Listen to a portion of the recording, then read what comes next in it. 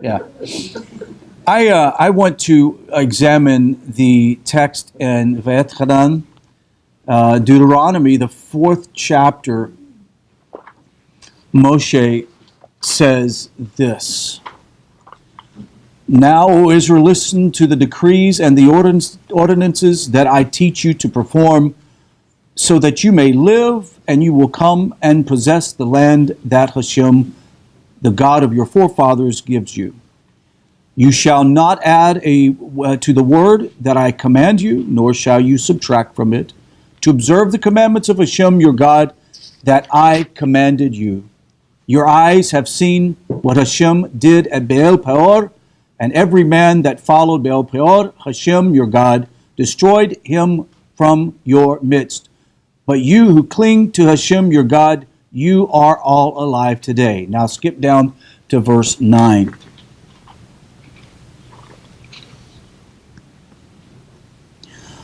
Only beware of yourself, greatly beware of your soul, lest you forget these things your eyes have beheld, lest you remove them from your heart all the days of your life, and make them known to your children and to your children's children.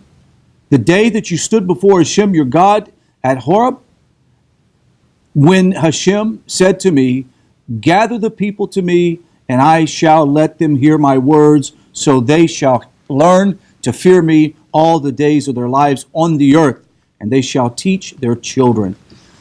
This text today is a very important part of proof text in which we can know that Torah is divine. I want to look at three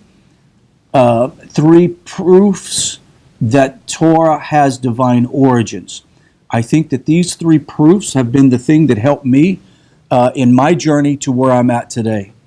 Because one of the things that all of us that have taken this arduous journey from Avodah Zarah to Judaism is to examine what is true, and what can we know that what is true is that which can be verified by historical fact. Today, you and I sit and study at the table of Torah study because of the preservation of Torah that has been taken very serious by the great Chachams of Torah Judaism for 3,700 years. There have been those who have went off the derrick. There were tribes that were left to themselves after being taken into captivity. However, there has been the nucleus of Judah, the Jewish people, that have preserved the Torah to its highest degree. Textual integrity, very important. So today, we are gleaning the fruit of their hard labor. We're gleaning the fruit of their actual willingness to preserve Torah even to the point of death. In this week's reading, Moshe pleads two things. He pleads two things to the Lord: to be permitted to enter into the land, and second, that the people do not forget what they have observed and they have seen. Although Moses does not mention does not use the notion of the word lehit hanin, to plead, when he addresses the people, nevertheless, he repeats time and time again the demand to remember the events of the past, so that the tone of his words is one of emotional beseeching. This can be seen clearly in the text, and it says this, and we've read this: but take the utmost care and watch yourself scrupulously, so that you do not forget the things that you saw with your own eyes, and so that they do not fade from your mind as long as you shall live, and make them known to your children and to your children's children. That's the verse 9 that we started to read. One of the things that helped me to begin to seriously examine whether Torah was divine in its divine source was when I heard Rabbi Tovia Singer state this one thing: that the Jewish people, all of the people, heard and saw the voice of God, and saw the words of God, and saw the display of God's splendor and majesty at Mount Sinai. Moshe could not have come down from the mountain and said, hey, you saw these things, and clearly it didn't happen, because if that would have been the case, all the people, you think Korah would have had a rebellion 3 years later? I don't think so. It would have happened right then, because it would have said, you're crazy, Moshe. This didn't happen this way. we all saw and heard. Emphasis is achieved by repeating the root word over and over, this root word being shemor, with the empathetic very much or moed, over and over. The warning is twofold: not to forget what their eyes have seen and not to let it fade from their mind, and they are instructed to pass this message on even further to the next generation. We are standing here today because Judaism has continued over and over, like very much, overemphasizing the historicity of their origin, that God took them out of Egypt. What is Pesach every year but a retelling of that very event? Now, Baruch Hashem, one day after redemption comes, we will no longer reflect about Egypt and coming out, but we will start talking about the great redemption that took place of the nation because of the Jewish people coming out of Egypt, because the people have taken Torah so seriously, and because we, right before redemption, the people of the nations, have been able to take Torah and grab a hold of it. We've been able to take the seat of a Jew and ask them to take us to the mountain and to show us their God. Moses' request of the people at this historic moment is understandable.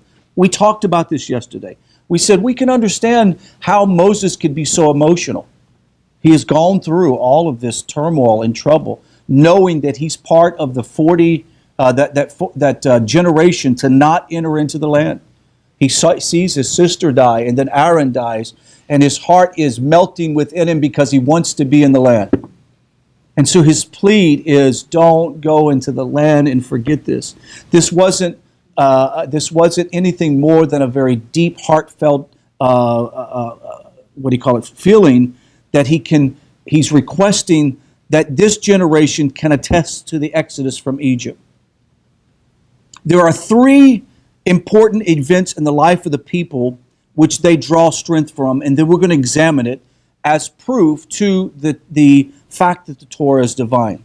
Only this generation can attest to the Exodus from Egypt, the revelation of the Lord at Mount Sinai, and the miraculous conquest that took place for the Promised Land. Attesting to the Exodus is possible at this point, for there still survive many people whose mind this experience has been deeply inscribed. Who is this people? It was those people who were what? 20 years and younger. Although many of those people who took part in the Exodus had perished in the wilderness before Moses began the great orations described in Deuteronomy, nevertheless, the decree only applied to 20-year-olds and up, which means that 60-year-olds and younger was able to be endued with the spirit of the event themselves from their parents who talked about it. Maybe when they were young children, they were able to experience that, and they have it further and reinforced to them over and over. Moses' demand to investigate the past was addressed specifically toward the people in Deuteronomy 4:32. Let's look at this verse, Deuteronomy 4:32. But you have but to inquire about bygone ages. What is he saying? Take time to think about what your parents have told you. Take time to reflect about the events of the past. He says, you have but to inquire about bygone ages that came before you. Ever since God created man on earth, from one end of heaven to the other, has anything as grand as this ever happened, or has it like ever been before? So we see in Deuteronomy, the 4th chapter, he sort of sets as a testimony to say, has this happened in any other nation? Who has experienced anything like this? The people belonging to this generation would be the ones who attest to the theophany at Sinai and the Exodus from Egypt. Let's examine Deuteronomy, the 4th chapter, verse 33 through 34. He says, as many people heard the voice of God speaking out of the fire as you have and survived.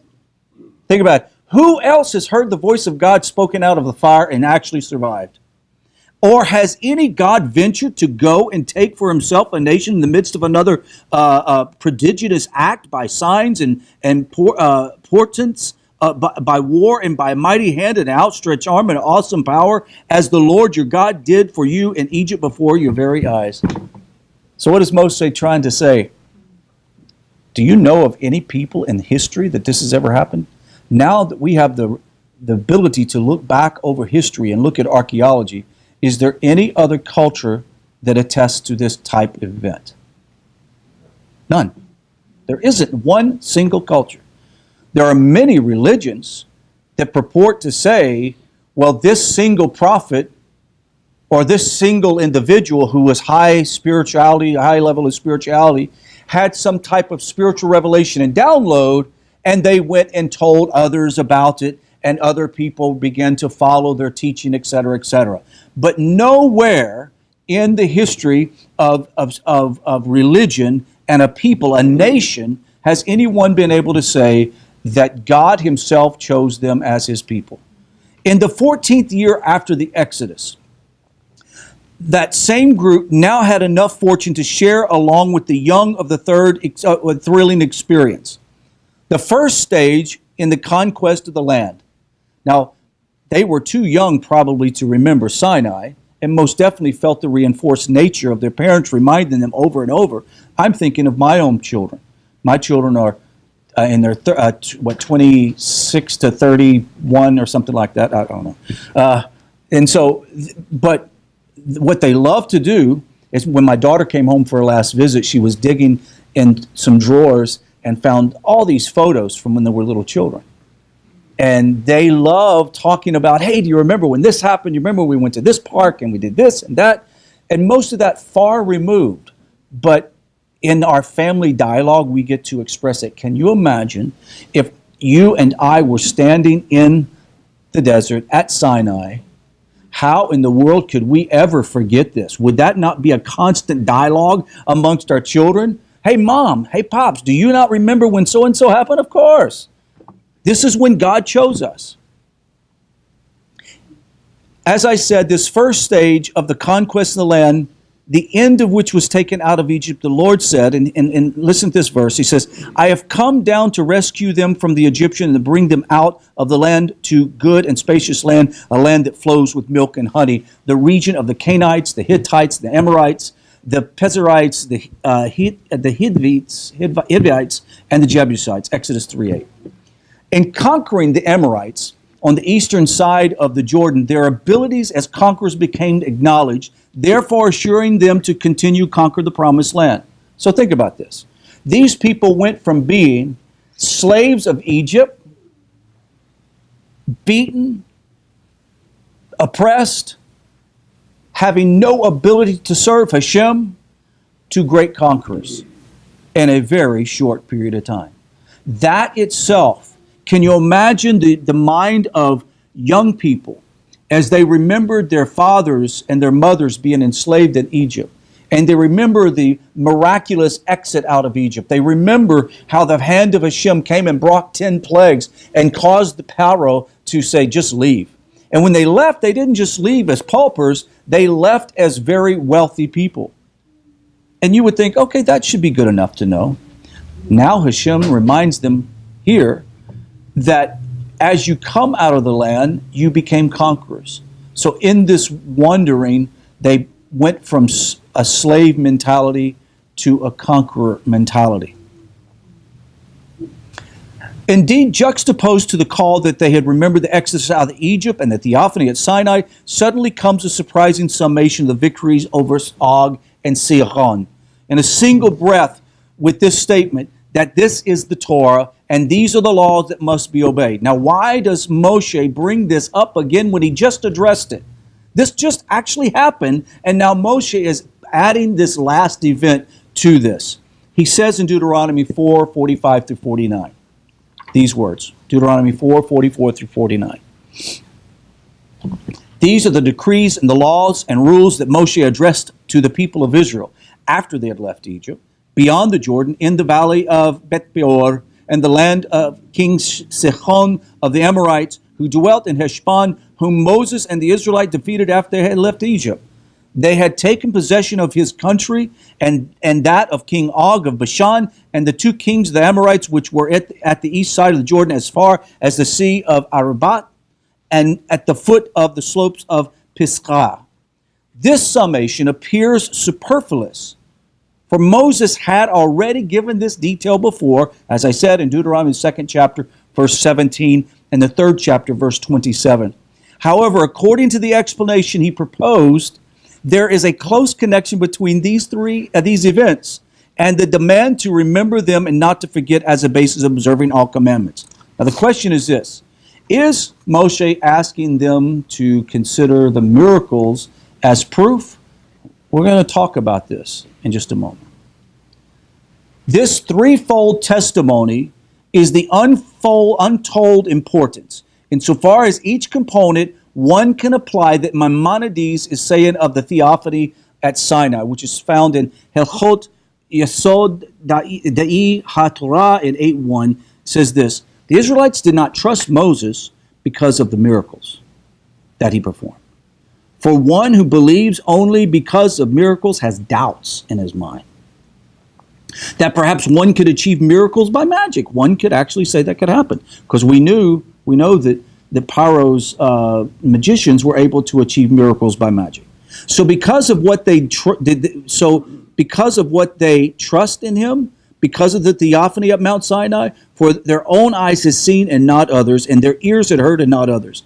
The fire, the thunder, the flames, and he went into the cloud, and the voice spoke to him, and we heard, Moshe, Moshe, go and tell them such and such. So in Deuteronomy 5:4, it says, face to face the Lord spoke to you. The people heard God speak to Moshe, which was an amazing thing. It wasn't as if God said, hold on, God's speaking to me. God told me this, and they'll go, how do we know that? There's a lot of people who says God spoke to them. But really, how can you attest to that? You can't attest to it, can you? In other words, the entire people seeing and hearing providence, incontrovertible evidence, and constitutes the foundation on which the faith of the people of Israel stand. Just like the demand to uphold the Lord's commandments in all generations to come, this is the stress by Rabbi Yehuda Halevi in his initial presentation of the Jewish faith in the book called Kuzari. You remember this? You guys remember the book Kuzari? If you had not had a chance to read it, you need to read it. It's amazing. It says, when the king of the Khazars expressed surprise at the narrow nationalist presentation instead of a broad universalist declaration, after making an analogy to the king of India, the rabbi answered in Kuzari, the first chapter, verse 25, it says, in this way I answer thy question. In the same way God commenced his speech to the assembled people of Israel, and he says, quote, I am the God whom you worship, who has led you out of the land of Egypt.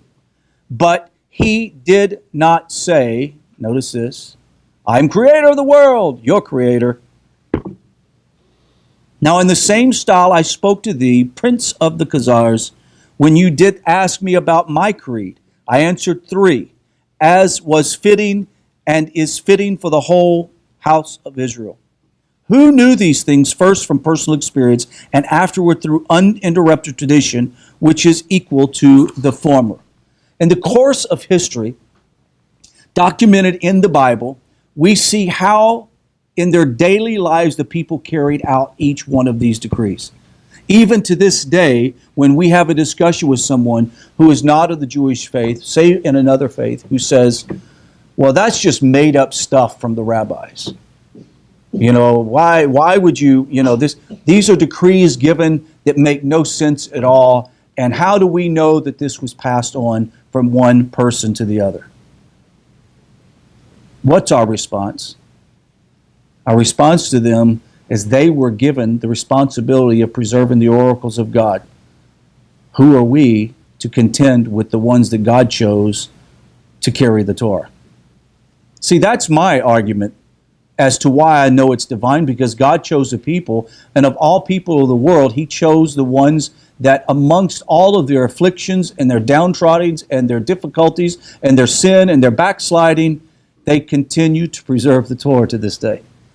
We actually have books in our library shelf right now because somebody in a dark cave somewhere, or in a dark room, or in a dark attic with a candle, meticulously scribed down the words and arguments of the sages of Judaism that go back thousands of years to the Sanhedrin. goes back to the judges when Moshe selected the judges. You see, how can one who is not, even the Jewish community, there are people in the Jewish community who debate the, the authority of the Jewish text. There are people in the Jewish community that completely negate the oral Torah. The Karaites are an example. Completely negate it. But the point is this. If God chose them, now here's the kicker for me. This is what I would say. If God chose the Jewish people, or the Israelite people, to be the preserver of the Torah, and by the time the 10 tribes split, and the Benjamites and Yehuda were taken into captivity, and they come back, they settle the land, and the Babylonian Talmud and the Jerusalem Talmud's written, by the time all of this began to happen, who actually attempted to preserve the Torah, both oral and written? The Jewish people, Judah, which was Benjamin and Judah. They've worked hard to preserve it. And they've worked hard to keep the integrity of the Torah in line. Who has the chutzpah to say God didn't know what he was doing? And if you have that kind of chutzpah, go start your own religion and be happy with what you believe in. But if you want to know the truth, if you want to know what the evidence is, it's in the fact that these three events solidified the divine nature of Torah. What people have been plucked out of slavery, been given a divine law of ethics and morality that bring connection to the Creator, and this Creator chooses this people, even with their imperfections and blemishes, to be the representation or the priest to the nations. And thirdly, they became a conqueror. How about let's add some more evidence? How about the fact that they were not a nation for how many years? Roughly 2,000 years. We're not a nation. And every nation thought that Israel was no longer going to come back. They just figured, and that's why Christians so easily assumed that they were the replacement for the Jewish people. I'm not sure if that tradition is in Islam, is it? I'm not sure. I don't know. In some aspects, Hezbollah does state that the reason why the Jews need to be kicked out of the land is because they are Russia, they're evil and wicked. And the correct, the Pseudo-Syrians, correct, absolutely. So this idea that we have all of this proof that Torah is divine, and my question to my friends who might be listening to this video who are not Jewish, who might be entertaining the idea of the authenticity of the Torah, is what are you waiting on? What further proof do you need that if God chose them, no place in the Torah did he say he was going to replace them? No place. Did he? Could somebody inform me? Because if there was, I don't know where it's at that God said, I've now replaced you. I mean, look at this. Even in the events with Deborah and Barak, when they break out into song and burst in joy, having prevailed over their enemies, describe God's favor at Mount Sinai. You remember the great prophetess, Deborah? When they won in battle, they didn't sing about the praises of God over the battle. They sang about God's revelation of Torah. This is the example. Here is another one. That's also found in Judges 5, 4 through 5. Gideon contrasts the pathetic state of the nation in his time to the glory of the miracles that were wrought for the Israelites in the time of the Exodus in Egypt. So here Gideon, being beat down, where was he found by the angel? He wasn't in the threshing floor, was he? He was out in the woods somewhere because he didn't want to get caught. And it is even at that place in Judges 6:13 that he talks about the Exodus from Egypt. Even Jephthah counters the Amorite demand for return of territory on the other side of the Jordan River. Surprises us with the historical survey of the conquest of the region found in Judges 12, 5 through 26. Once again, the Jewish people, every time they're challenged, they say, this is our land, God gave it to us, here's the proof, here's the three proofs, Egypt, Sinai, conquest. To me, I think I would jump up and levitate if Bibi Netanyahu would get on TV and say, here is the proof that Israel belongs to us. And not only Israel, but the Transjordan. Can you imagine what would happen in all of the world? They would go bananas, because then he would recite Egypt, Sinai, conquest, this is ours, deal with it. But of course, I don't think he'll do it, because he is, and we say not in a negative way, a consummate politician. Even many of the Psalms reflect a vibrant historical memory in great detail, at the times of brief allusions of great value, because they do not intend to give a sympathetic historical review, as the following example. Here we go. You plucked up a vine from Egypt, you expelled the nations and planted it. Think of the imagery of that. He plucked the vine out of Egypt, took and cleared off the land and put them in the land of Israel. You cleared a place for it, it took deep root and filled the land. Well, can you imagine Benjamin Netanyahu getting up and quoting that psalm? Over the years, people will arise who will cast doubt on the story of the Exodus. I listened yesterday with my own ears on Israeli news television. A member of the Palestinian or Sudistinian organization who said, the interviewer says, well, what about the fact that the Temple Mount, the Jewish people have had their temple on that mount long before the mosque was ever put there? And he goes, that's a complete myth. She goes, well, it's not a myth. There's actually archaeology proof. No, I believe it's a myth. I believe it's a myth. But the whole point is, the only way that they can continue their scenario is to completely deny Israel's, authority and gift of the land. Legitimate claim. And let me tell you, the legitimate claim goes all the way back to Abraham. Abraham bought the land his wife was buried in. He bought, his son purchased land. So the whole point is this: there is more proof than a person. As a matter of fact, if a person would begin to study, and we're going to throw this challenge out to people that watch, because none of you guys need this proof. I just want you to go out and look at the evidence, the soul producing evidence in archaeology, in history, and in the Torah, the Tanakh, that proves that God gave this land to the people and He has not taken it away from them, but that He will fully restore them to the land. You will have so much evidence you will choke on it. You will have so much evidence it will, as a matter of fact, God will destroy your religion. He will destroy your religious views when you realize that. And I take it to the court of those who are very secular Jews that are out there that go, well, I don't know, I'm doing my own thing, you do your own thing, and everything's fine. But if you realize the power that the Creator of the universe has selected you for a mission in this world, you would get up and run to Torah.